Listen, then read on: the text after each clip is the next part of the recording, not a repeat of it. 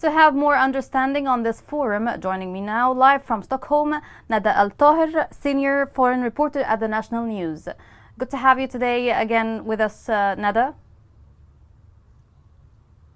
Nada? Yes. Yeah, can you hear me? Yes, I can. Okay. Good to have you with us. Thank you. Nice to be here.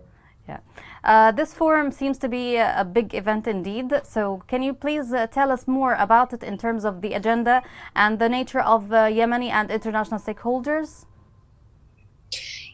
The forum is actually really big, and it represents a kind of refreshing perspective and outlook on the prospect of dialogue. This is what the UN Special Envoy Hans Grunberg said, actually, and this is something that many agreed on: the need for dialogue, the need for face-to-face meetings among members of all sectors of Yemeni political and civil society. The need to have discussions that may be difficult to have on topics that are controversial, the need to voice opinions that were once perhaps held back for whatever reason. And this is why some of the most important topics at the forum include the path to reconciliation, the inclusion of women, the economic issues and the challenges ahead, as well as certain points of contention like the South and the governance over there, among other more obvious, topics. And I think that one of the great aspects of this forum is the fact that roundtable and panel discussions are being held, both closed and open, and many of them under Chatham House rules, which means that they cannot be recorded or attributed.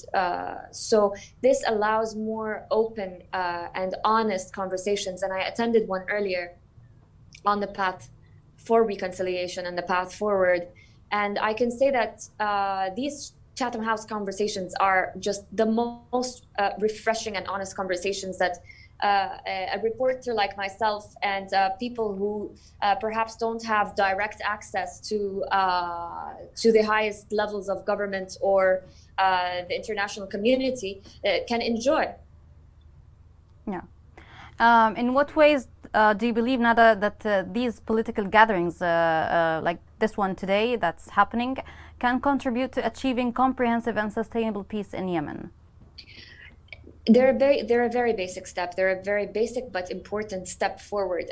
And the fact that many of the people that were maybe 3, 4, 5 years ago were not speaking to one another, they didn't even know how to perhaps get in touch with one another, are now they're now traveling across the world to be here, to be on the same table, in the same room as other people who they disagree with very strongly. And obviously, the fact that the Presidential Council includes members of different aspects of or different sectors of Yemeni society, politically and militarily, this is a representation that what we are doing here today and what is being done in Amman and other places around the world is a very important component to achieving a period of time that will last beyond the truce, lasting peace, political understanding, bridging gaps.